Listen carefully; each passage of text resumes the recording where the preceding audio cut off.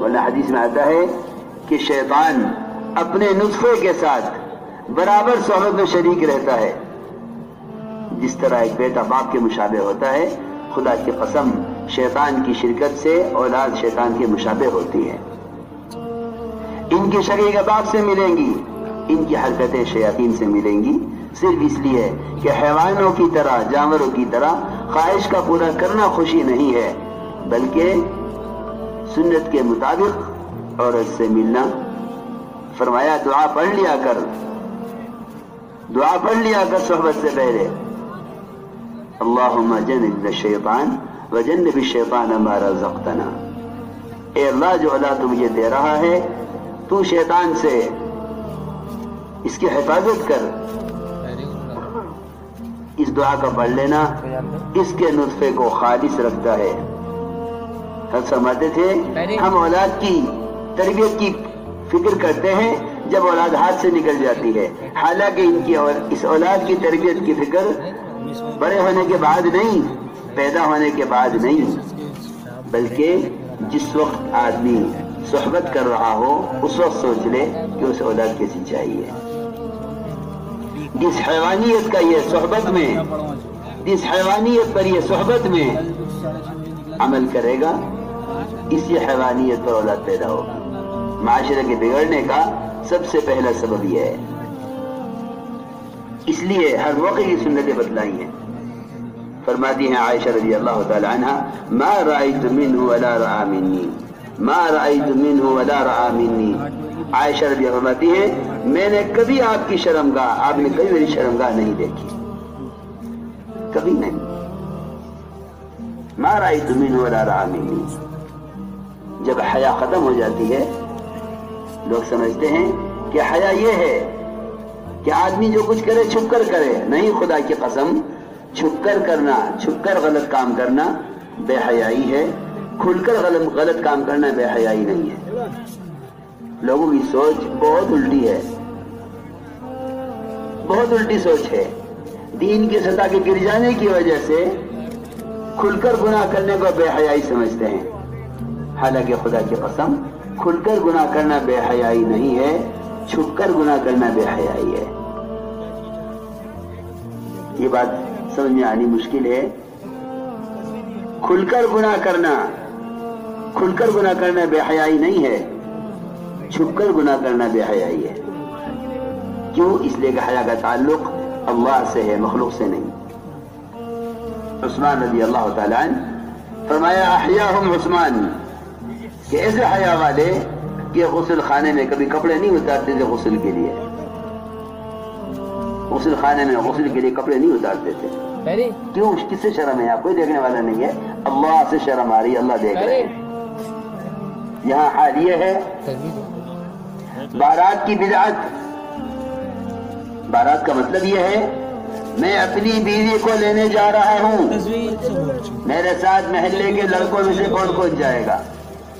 خدا کی قسم ذرے کے برابر دل میں حیا ہوتی تو کبھی نہ کہتا کہ بیوی کو لینے جا رہا ہوں، کون کون چلے گا. حضور اکرم صلی اللہ علیہ وسلم کی زوجہ محترمہ عائشہ رضی اللہ تعالی عنہ ام رومان نے منہ پر ایک پانی کا چھپکا مارا، بال پیچھے کو سمیٹے، جھولے سے اتارا، دوڑاتی ہوئی لے گئی حضرت عائشہ کے اپنے ہی گھر میں، اپنے ہی گھر میں. وہیں آپ تشریف فرماتے. حضرت عائشہ فرمانے میرا سانس پھولا ہوا میرا، بھگا کے لائی مجھے میری ماں اور رخصت کر دیا. آپ اندر بیٹھے ہوئے تھے، انصار بیٹھے ہوئے تھے. حضرت عائشہ کے گھر میں ہی رخصتی ہو گئی. یہاں تو عجیب عجیب بدعتیں ہیں، لڑکی یہاں سے رخصت ہوگی وہاں جائے گی. حضرت عائشہ رضی اللہ تعالیٰ کی رخصتی انہی کے گھر میں ہو گئی. آپ نے حضرت عائشہ سے ملاقات انہی کے گھر میں کر دی. آپ تشریف لے آئے حضرت عائشہ کے گھر میں، وہی رخصتی ہو گئی. ان بدعتوں نے شادیوں کو مصیبت بنا دیا ہے، مصیبت. یہاں سے بدعتیں شروع ہوتی ہیں. جہاں جس عمل کی سنت نہیں ہوگی یا وہ عمل بدعت بنے گا یا یہودیت نصرانیت بنے گا. اس لیے میرے عزیز دوستو ان سارے زوائد کو، فضول چیزوں کو چھوڑو، تحقیق کرو کہ سنت طریقہ کیا ہے شادی کا. خاندان ناراض ہوگا. حدیث میں آتا ہے جو اللہ تعالیٰ کو راضی کر کے ساری مخلوق کو ناراض کر لیتا ہے، اللہ اس سے راضی ہو جاتے ہیں، مخلوق کو بھی راضی کر دیتے ہیں۔ اور جو اللہ کو ناراض کر کے ساری مخلوق کو راضی کر لیتا ہے، اللہ تعالیٰ خود ناراض ہو جاتے ہیں، ساری مخلوق کو ناراض کر دیتے ہیں، کیونکہ قلوب اس کے ہاتھ میں ہیں، قلوب ہمارے تمہارے ہاتھ میں نہیں ہے۔ تو میں نے ایک بات عرض کی ہے، وہ سوچنے کی ہے، کھل کر گناہ کرنا بے حیائی نہیں ہے، چھپ کر گناہ کرنا بے حیائی ہے۔ حضرت سلمان فارسی رضی اللہ عنہ کا شادی ہوئی، صبح کو دو صحابہ ملے، ہاں بھائی فرماؤ رات کیسی گزری؟ ادھر منہ کر لیا۔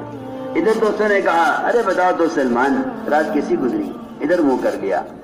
دوستوں نے اصرار کیا، ناراض ہونے لگے، ارے دوست کو بتا دیا کرتے ہیں، لڑکیاں سہیلیوں کو بتا دیا کرتی ہیں رات کیسی گزری۔ حضرت سلمان فارسی رضی اللہ تعالیٰ عنہ جب مجبور ہو گئے تو غصہ آ گیا، فرمایا ایک حدیث سنو۔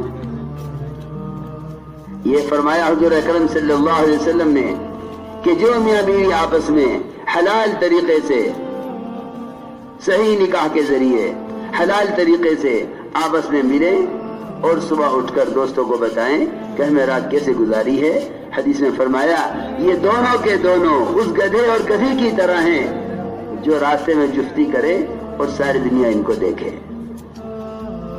اس سے اندازہ کر لو کہ بے حیائی کھل کر گناہ کرنا نہیں، چھپ کر گناہ کرنا ہے۔